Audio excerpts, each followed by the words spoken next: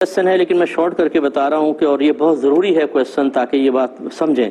ये एक क्वेश्चन एक बहन ने पूछा, वो कहती हैं कि मैं एक ज़ौजा हूँ और मेरे शौहर मुझे ये कहते हैं कि जब तक शौहर बीवी से खुश ना हो औरत जन्नत में नहीं जा सकती।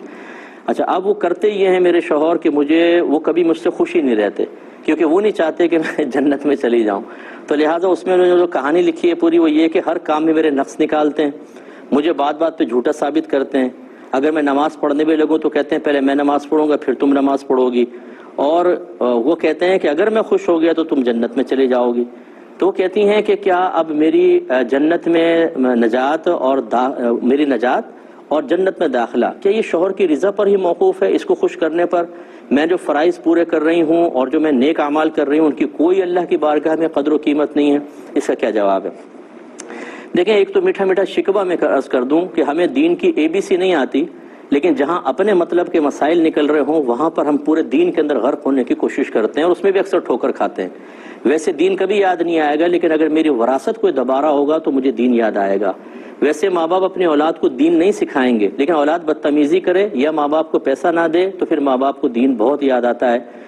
बहू को कभी दीन याद नहीं आएगा, लेकिन सास ज्यादती करे तो वो पूछेगी मुझसे मेरा क्या शरई तौर पे हक है। यही शौहर बीवी का मामला और यही सासों का मामला है कि बहू पर क्या क्या चीज़ें फ़र्ज़ हैं, क्या वाजिब, उसी वक्त पूछेंगे कि जब उनको किसी उनके मफादात पर ज़रब लग रही होगी।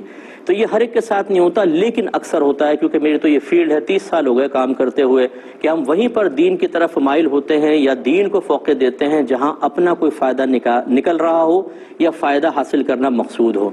अब जैसे ये शौहर नामदार, ये इस बात का मफहूम कि शौहर खुश होगा तो औरत जन्नत में जाएगी वरना नहीं, इसका मतलब क्या है? इसका मतलब ये है कि आप बीवी को हमेशा उससे नाराज़ रहें, उसकी हर चीज़ में ऐब निकालें, ये साबित करने के लिए कि मैं खुशी नहीं हूँ। जब खुश नहीं हो तो तुम जन्नत में जा सकती, लिहाजा मज़ीद मेरी खिदमत करो। ये इमोशनली ब्लैकमेलिंग सख्त गुनाह है।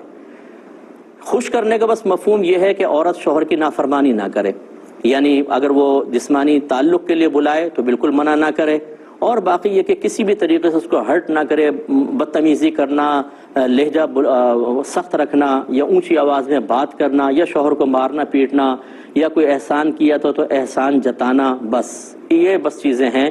यानी शौहर को किसी तरीके से अपने अमल से, बुरे अमल से नाराज़ ना करे।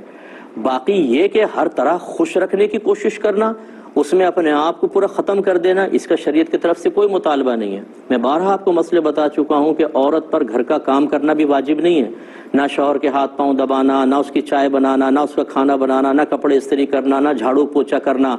हाँ, अगर औरत करे तो बहुत अच्छी बात है। बीबी फातिमा रज़ियल्लाहु तआला अन्हा ये सब काम अपने हाथ से करती रही हैं, लेकिन शरीयत ने वाजिब करार नहीं दिए।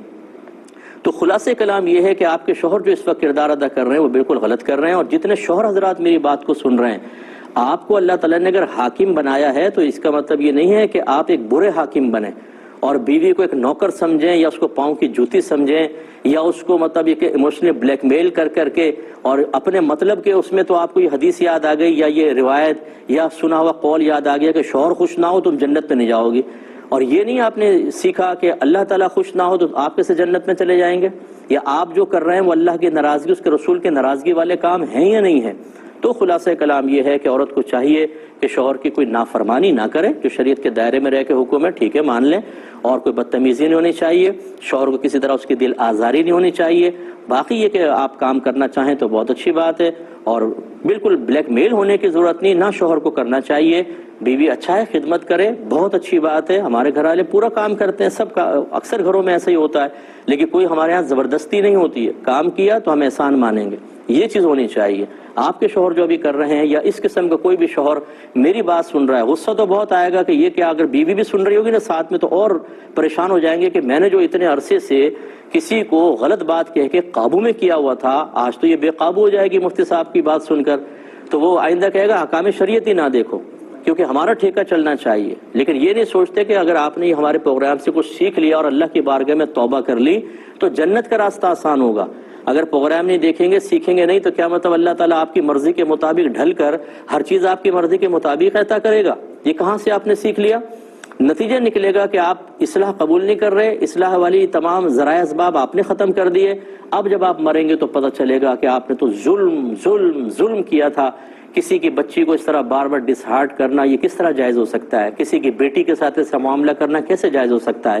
اگر یہی طرز عمل جو آپ اختیار کر رہے ہیں آپ کا داماد آپ کی بیٹی کے ساتھ کرے، یا آپ کا بہنوئی آپ کی بہن کے ساتھ کرے، اور اس کو بار بار اس کا خون خشک کرتا رہے، اسے جہنم کی وعیدیں سناتا رہے، اس سے بیجا خدمتیں لیتا رہے، تو پھر آپ کے قلب کی کیفیت کیا ہوگی؟